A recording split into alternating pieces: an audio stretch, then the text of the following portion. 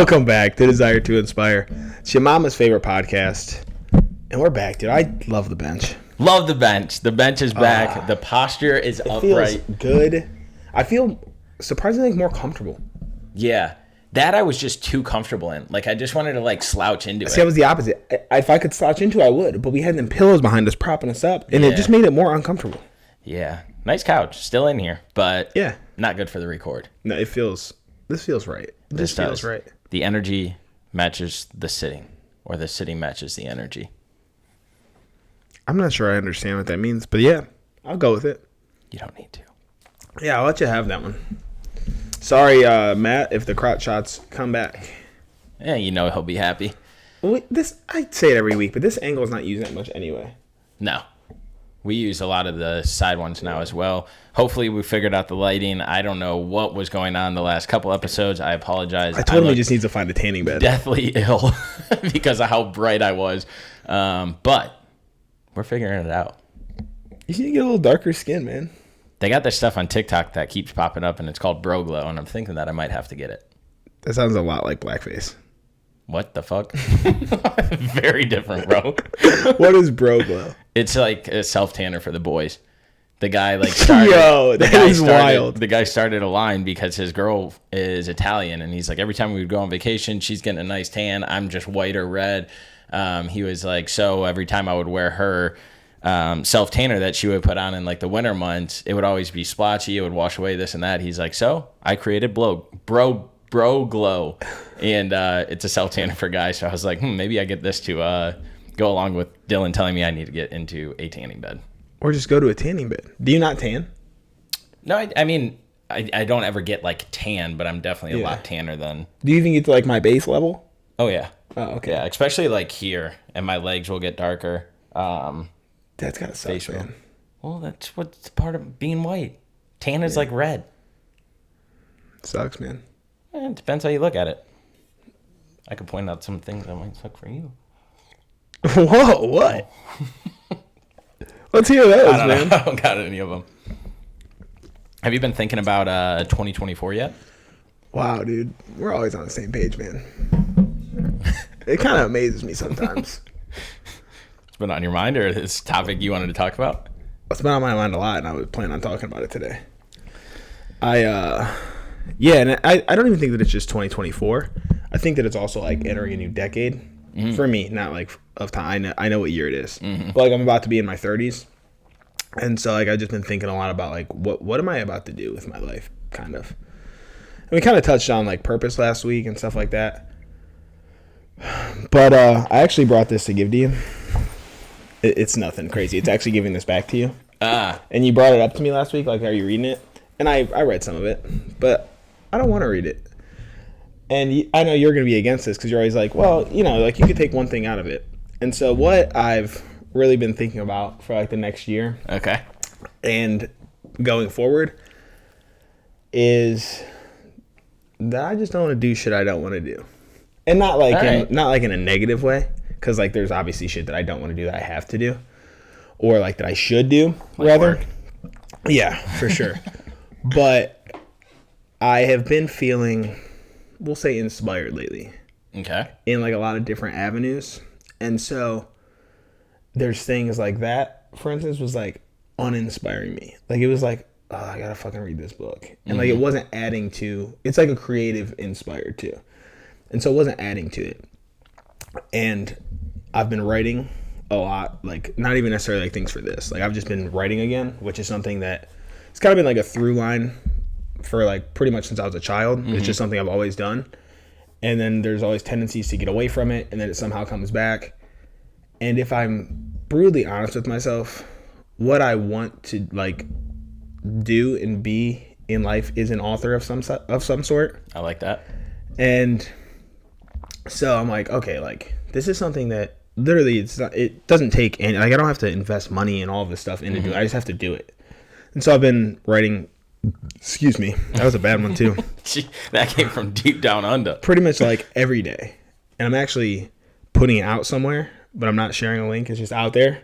So if it becomes found, it becomes found, which now I guess it probably will be found more easily, but it's not like a very easy to find thing either. Okay. So I'm just writing and I'm putting things out there, and it's more of like a way of it's the most random things. Like sometimes it's basically just me journaling. Sometimes it's like a short story or like just some like idea that I have, and it's kind of all over the place. That's what I was going to ask, is what it's tailored around, because I know that personally you talk about a lot of motivational things. You use a lot of like fitness and health and stuff like that. But then I know when you like to read books and shit, it's kind of like disengaging from that world. So as an author, do you think that you're figuring out now what you like to write about to know what you want to create down the road? So I've always known what I want to create. It's just about getting over like the actually procrastinating part. Okay. So I've written, I want to write fiction. So I want to write, like, I just want to make it up completely. Yep. But not like a fucking Harry Potter either, where it's like this whole world I'm making up. Like just a story that I'm making up. But I would do Harry Potter if I was that fucking cool. But, so basically, yeah, I want to write in the lane of fiction. But there's a lot of different things that inspire me in that way. So I also have, like, I've written a fiction book in the past. Revisited it. Still not like a fan. Really don't want to take it that route, and so like it just sits there, and it's long. It is long, but I can't get into it enough to read it. And I'm like, if I can't reread this and be into it, it's probably not that good. Which could be true or false. I was gonna say it might not hurt giving it to somebody other just to people see have what. read it. Okay. I had it edited a few times. What was the feedback you got on it? I mean, they didn't say anything bad, but they were also like people closer to me. So it's Okay. like, would they have at that time in my life? Because this was like, I was at Kent still. So this was a while ago. And then I've started other books. I've started outlines. I have like a whole bunch of prompts in my phone of things that just come to me. And I just never like sit down and actually do it. Okay. So I'm trying to ease back into the entire craft of writing by making myself write on a daily basis right now. So I'm like 26 days in. All right. To writing every day, and it's not like in this book. Like I'm just writing in general for now, and trying to like flesh out the idea, because I don't want to jump into it and then like be like, okay, I don't even want to do this. I want to know 100% like this is the story I want to tell. Yep. So my goal is to start it by 2024, maybe before. It just depends like how I'm feeling about it. Yep. But I would like to, lofty goal, try to have this thing published by the end of the year, next year. That's big. Yeah. I like that. What do you do to get in the writing mindset? Do you have like a certain thing? Do you have a certain style to just start getting the creative juices flowing? No, I wouldn't necessarily say that. I think it like comes and goes. And so like that's one thing, is I know there's people who they write better in the morning, people who write better in the evening. And maybe I would if I just like set aside time, but first thing in the morning is not what I want to do. And I know a lot of people, like other authors like that I've just studied, like they will get up and go straight to their computer. I'm like, that seems horrible. Yeah. Like that does not seem like what I want to do at all. So I don't really know. I'm like, that's what I'm trying to figure out though, is like what things like spark that creativity. And so I'm kind of leaning away from, I don't want to say I'm leaning away from like professional development, but I personally believe like, what is that book really going to give me that's that much extra or push me in that direction that I want to go right now? Yeah, it's almost like very repetitive, his story. Because you can only tell your story so many ways, I guess. But yeah. Because like when you asked me for that book and then you gave me... that one? Yeah, Discipline is Destiny, which I am reading and I'm fucking loving it still. When I gave you that one, I took my bookmark out and you were like, you haven't even finished this yet? And I was like, no, but I didn't look at it as like, oh, I need to stop reading it. It was just like, kind of just faded off, because it's like, what's that one show? It's like a show that you watch and the plot just is never ending because it's the same thing over and over again. That's how I kind of felt with that book. So thinking about it, maybe that's why I had stopped as well and didn't finish it within like a year of having it. Yeah, honestly, like in the space, there's a lot of books like that. Like you really have to have your own voice, which is why I think that this book that you're reading is better. Ryan Holiday is an author. Like that's what he wants to do. He studies Stoicism. Like he brings it into a modern day take. Whereas Goggins and like these other people are something else first. Yeah. Like they're sure, like they may have passion behind telling the story, but it's not necessarily like what they set out to do. At the end of the day, maybe he really feels that strong about this book. I feel like it could have been a cash grab. It's like, this is easy money. My Yeah. first one hit. Because his first one, I'm like, yeah, even that one is repetitive. But I understand, like, what he was doing there. But outside of that, it's like, you're telling the same thing here. Like, did you need to put this one out, or did you just know it's going to sell because Yeah. of your name now? Yeah, that is true. Because the first one was good. It gives you, again, David Goggins gives you a different mindset to have when you need that, like, fucking punch in the gut to be like, yeah, stop making excuses, stop being the weak one, all this kind of stuff. But, like, after you hear it, it's just like, oh, yeah, that's who he is. Yeah. And so, like, his content's the same stuff. And it never veers. Like, I wish he would show, because, like, nobody is that hard, and nobody doesn't have another side, and nobody doesn't have emotions. Like, and I just feel as if he just only shows the one side of him.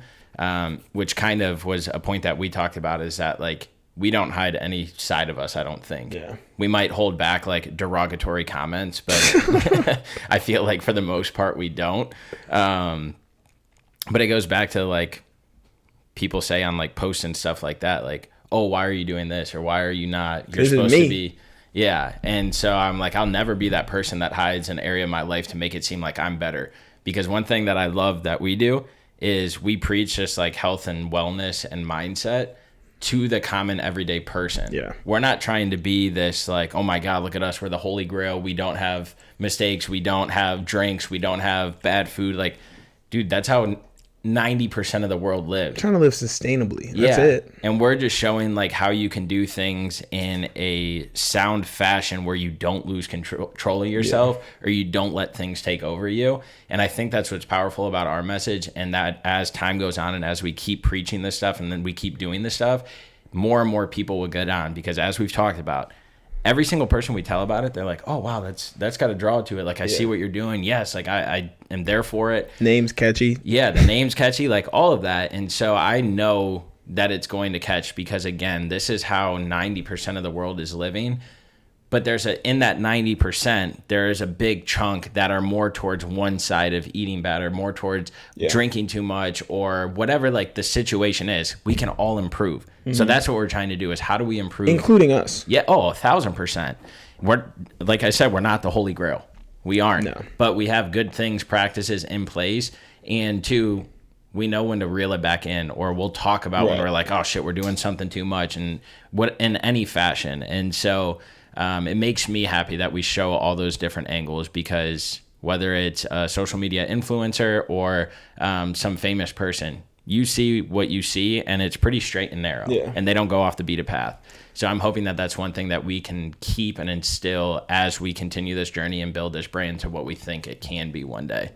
That's kind of something to go along with the whole 2024 thing, is, like, just being more disciplined in, like, everything. Like, the writing is a discipline, like, all this shit is a discipline. And it's not to say that I'm not now, but it's easy to fall off of it and, like, let it go.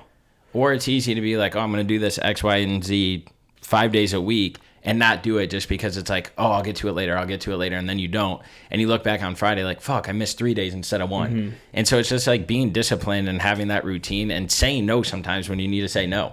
Yeah. Which I think that's where we go through ebbs and flow a lot, is we'll be extremely dialed in the sense of, like, I'm going to focus on me. I'm going to do this stuff. But then slowly we start getting right back into saying yes to everything, And so that's one thing that I want to start keeping in mind more, because I do let it get to me, and I don't know why I do, but I do. And I don't think it is something that I need to, because if we want any area of life to grow to where we want it to go, we have to make sacrifices. For sure. And the sacrifices that we have to make as humans really aren't as big as, like, we make them out to be or make them seem they are. They get blown up by the people around you, though. Like, the people around you act like it's the end of the world when you don't want to do something. Yeah. Which that's an issue in itself. Yeah. But I mean, I think that's an issue with, like, boundary setting, though. Like, if they are saying something, it's because you've allowed them to say something for this long. Yeah. I was thinking the other day, there was somebody around me. This was probably 2 or 3 years ago. But there was someone around me that was like drinking a lot. And it was like, oh man, they kind of drink a lot, this and that. And, like, everybody had these comments. And then we didn't see them for like a year, and they weren't drinking at all. And it's like, oh, I've been feeling better. I'm just not drinking. I'm getting older, all this stuff. And everybody's like, oh, come on, have a drink with us. Have a drink with us. And I'm like, it's so funny how that switches. Yeah. Where the people that are making comments and some cases judging you or making an assumption of what you are the same people that when things change, they're the ones making comments, judging you, and making assumptions on how things are. It's weird. It comes down to the same old shit of like nobody wants to see you doing better than them, and I don't even think like it's an outwardly on purpose type of thing. I think it's just like this deep rooted inside of you, like, oh, this person comes from the same place as me, like I know who this person is, this and that, like I know the ins and outs of this person, like why should they be doing better? Yep. Even though it's like a choice that they made. Yeah. And so it's like if I can pull you back down so you stay here with me, I feel better about myself. Yep. Or because there was that big gap in it, we see them as like a different person. Yep. And they probably are. Yeah. And that's like the thing that you always say is that like the people that I grew up with don't know who I am today.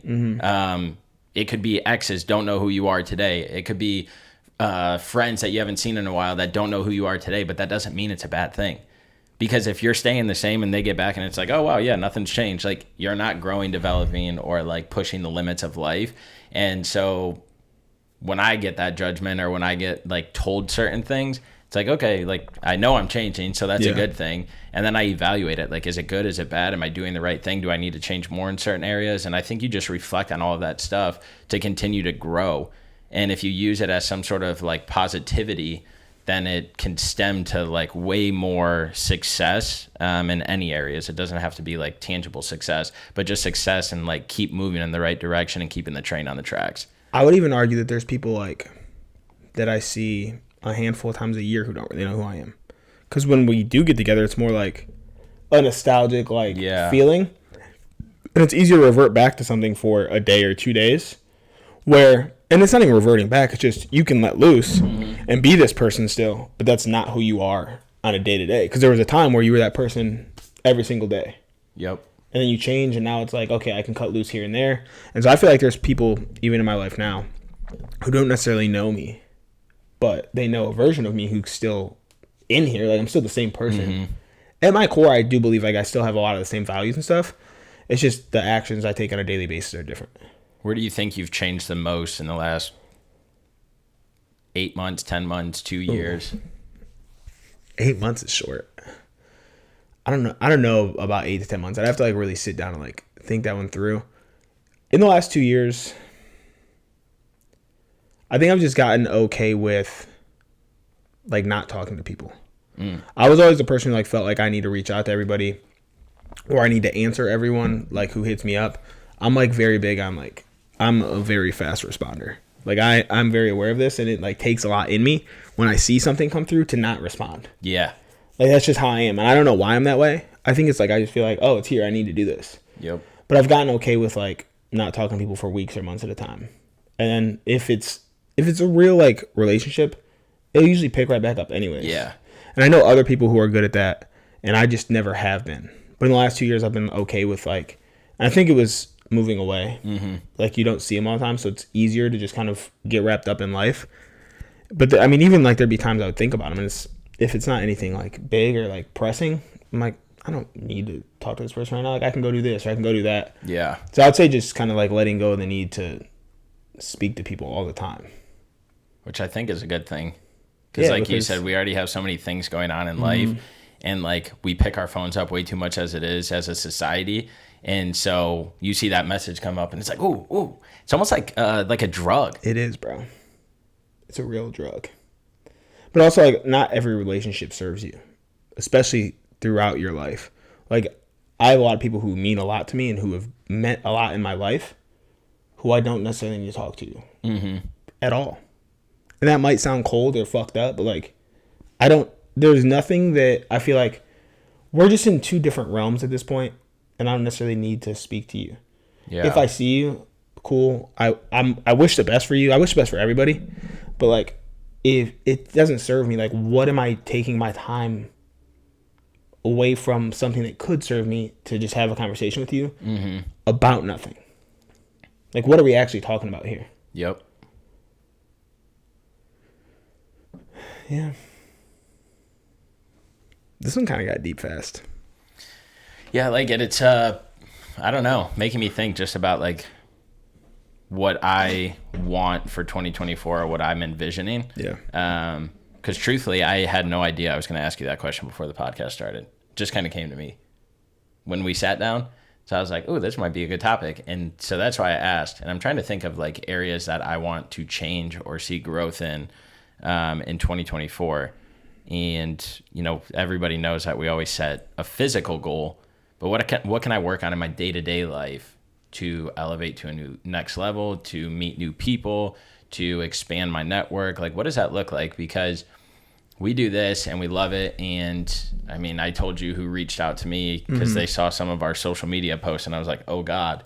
But like, even from a professional standpoint, like where does life take us? Where do we want it to take us? How do we, again, grow this? Like, because at some point things, as always, have to change. Yeah. And so how do we plan accordingly right now so that way in 2024 it does change for the better of what we want, whether that's more success in our 9-to-5, whether that's getting more people on here again since we haven't had guests, like all of those things. I think there's so much that can be taken into 2024.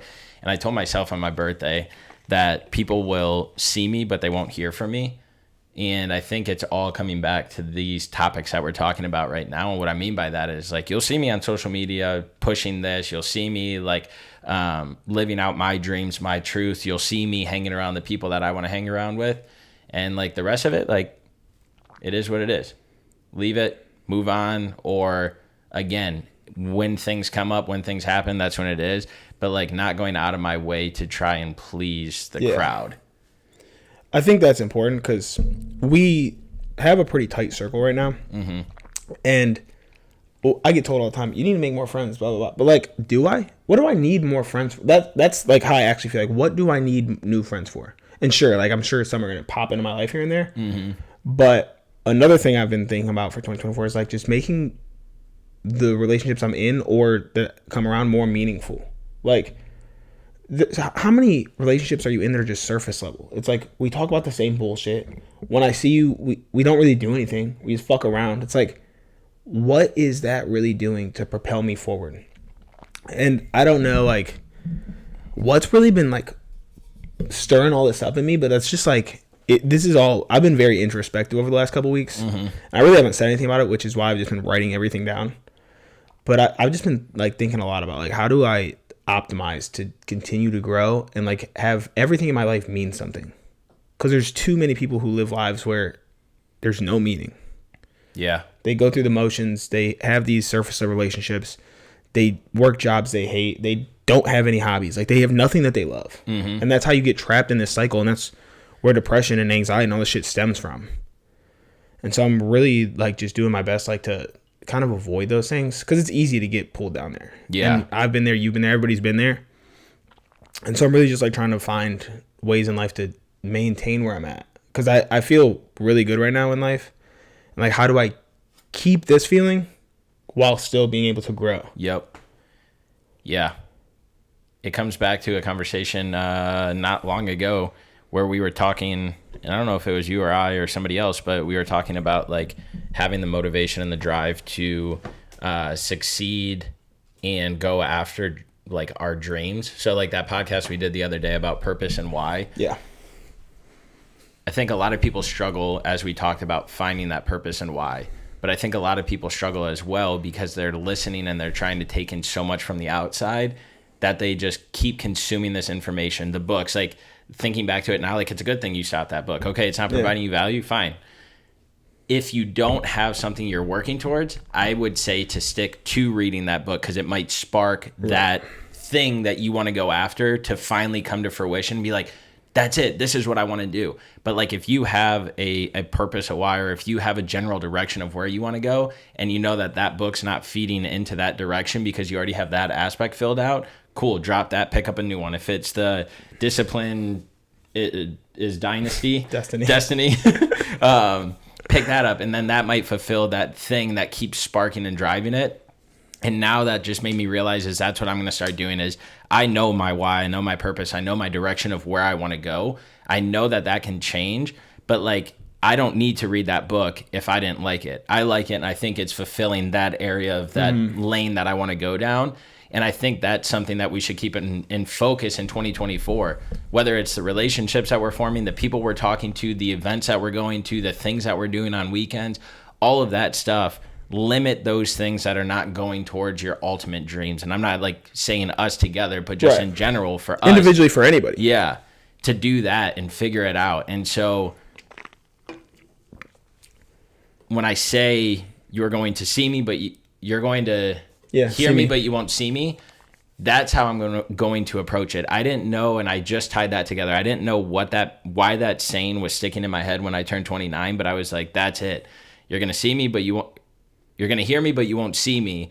And that's how I'm going to approach it, is going after the things that are fueling what's pushing me in life in the direction that I want to go in, instead of being the yes man or just doing something to go through a motion of it. Like, fuck the motion. If you don't know, or if you know your direction and that motion isn't pushing the boat forward, jump the fuck out, get on the right ship and keep going forward. So that way you don't get bogged down, or you don't lose that passion, that drive, because you're fueling your brain with something that isn't actually giving you the desire to keep pushing in that direction that you want to.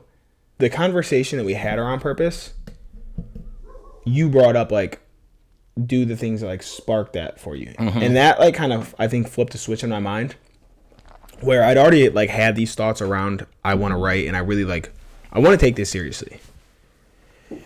And I actually believe that writing probably is my purpose. And I think I've known that, and it's more of a fear of failure that has kept me from doing it in the first place. But like, once you said like, do the things like spark something, and that's how you'll find your purpose, it's like, okay, so what does that? And like, I feel like most people would be like, oh, it'd have to just be writing, but it's not. It's like, what inspires that creativity to do the thing that you're meant to do? So it's like, I finally started reading the book that I said I was going to read, and it's just well written. And it's like, okay, this is like what does it. Good TV and movies do the same shit for me. And most people be like, that's not productive. That's fine. But if I watch something and it's like, boom, and it sparks something, I'll stop it and go start working on something. And I've always been that way, where it's like these creative, even music, like anything, like running without headphones, that does it. Like, there's just so many things where it's like, okay, once I'm like in this creative mode, I'm good at like shutting off everything else and just doing it. But it's the actual getting to that point that I struggle with. And I think it is just, like I said, I think it's just a fear of failing or not being good enough or whatever that is like kept me from doing it for this long. There's been a lot of periods throughout my life where I was like all in on it. In college, I took creative writing classes. I took like these writing workshops, and I did all this shit. And like I think it does help, but it's like, how do I get that feeling now? And so I've actually been looking into writing workshops now. I was going to ask you about that, because I have an uncle that's really good at writing. I think went to college for it, but then went on to get his master's and everything else. But he was taking creative writing classes, I think the beginning of this year or something, just to like get a groove or a spark or whatever. And he just sent me one of his pieces that he wrote and was like real proud of. And I was like, dude, you got to put this out there. And he finally did, and got feedback on it, got criticism on it, got the good, the bad, and he's going back to like rework it. But I think that's good to do that, just so you can hone that craft, because it's not like, I mean, you don't know it all. We all know that. And when I was at OU, the reason that I transferred out of OU was mainly partying. No, I mean, yes, but it was more so when I originally went to school, I went for graphic design. Okay. And everything at OU was like fine arts. Like I probably told this before. I literally was making like a paper mache dolphin, bro. Like all this shit. And I'm like, I'm not into this. I didn't know that. And like the teachers, the way they grade it is like all subjective. So like I could not pass a class because of the way they thought about the art. So it's like, then you can't get on to the graphics part. And so I decided halfway through, I'm like, fuck it, I'm gonna just go do this at Kent. And so at that point I was like, I don't need these classes. So I literally took an entire semester of just creative writing. Damn. And looking back, like I kind of wish I would have stuck with one of the two disciplines, just because they're both kind of more up my lane, I feel like, in creative wise. But that's kind of what pushed me into journalism ultimately. But my last year at Kent, it was a journalism class, and the lady is a journalist, but she's more like a creative. She's won a fucking Pulitzer. She's a published author. and she went to Kent, so like she came back, and she helped me a lot. And so it was like it got me back into it. But then once it's over, it's like, now what do I do? Like there was these prompts and like there was these things where I was consistently doing it, and I was not only that, but like you're getting feedback. You're putting out 20 of them, passing them around the class. Everyone's giving feedback and giving them back at the end. So I just want to find like that community essentially. Yep. Where I can like put things out and like get some kind of feedback. Yeah. And I'm sure they're out there all over the place. 1000%. There's a community for everything. Yeah. Or there's a place or a group or whatever it is. But it's just having the discipline to actually follow through with it, find one and make sure that you go to it. But I'll probably do it online. Go in person. I Meet prefer new to do people. it online. Why? So I just told you I don't need friends. You don't have to have friends, but I feel like for that kind of style, there would be more of a collective mindset that is portrayed differently than just being online. Yeah, I think another part about it is like that reading other people's work is also like an inspiring thing. Because everybody has a different style and everybody writes about different things. So like seeing the way other people's brain works, that's the cool shit to me. Yeah. Did you know that I want to be a New York Times bestseller one day? Yeah. Wouldn't that be dope if... I was about to pull up my phone. I have a note from probably like 10 plus years ago where I made a comment to my mom that I was going to be one day, and she like laughed at me. So there's a note that in there says something along the lines of like, on this date, you said this and your mom laughed at you. Don't give her shit when you make it. I love that. Even though you would give her shit. Yeah, I'll give her shit about how she fucking doubted me. Now she living in a fucking trailer park. Take everything. Take it all. Nah, even but, Tommy T. Yeah. But yeah, that's like something that's like pinnacle. I like that. But I see these people, bro, they write a book a year. They were talking about some lady that fucking wrote like 200 books in her life. Insane, bro. And I'm like, and you're telling me I'm procrastinating, I can't do one? I could probably realistically write a book in 6 or less months. Like, get the idea out and then have to edit through it. Why don't you make a little goal to have? I need to, I want it to be done and published next year, basically. True. Yeah. So, I mean, that's only 15 months from now. And I haven't even started writing it. Just don't make it like fucking over 350 pages. Those are just too long. Your first book has like a page limit as an author. Oh, really? Like if it's actually going to get published, they'll put a page limit on it. Oh, fuck yeah. Yeah. And then like as you ever see success, they will let you get longer and longer. Oh. If you look at like series, any successful series, you'll see that they start short and then they just start to get bigger. Even the Harry Potter, I swear all them bitches are thick as fuck. First one's smaller. Really? Way smaller. The first one's probably like Discipline is Destiny. Or smaller than that. The last one is like all three of those combined. Yeah. That's crazy. I didn't know that. Mm-hmm. That's cool. I saw something by Rob Dyrdek. He has a podcast. He's an inspiring dude too, bro. I didn't realize it. I've just started seeing his stuff. But like he has a vision board. So I'm going to make one of those for 2024. But like his vision board is so dope. Like he took a cutout of the New York Times bestsellers. And at number 1, he put his books with like the amount of weeks. And like, cause everybody's like, oh, I want to be a New York Times bestseller. He wants to be up there for X amount of weeks. Yeah. He's like, I want that shit to last on there. He's like, I don't want to just buy it. Yeah, exactly. Have people buy it. Because he has a name where he would jump up there no matter what. Yeah. So I want to create one of those, but like an in-depth one. Not just like. But a physical one like hanging up somewhere? Yeah. Like a dope piece of artwork. I should do that too. But I don't want it to just be like, let me cut this house out and put it on. I want it to be detailed. I don't even know if I want to put a house on there. That's not my vision. I feel like that's the easy thing to put on a vision board. Yeah, that's what I'm saying. But that's how most people make vision boards. Let me put this Ferrari on here. Yeah. So I want to do a vision board. I want to... I don't know how to say this because I haven't even brought it up to you. But I know somebody that makes calendars.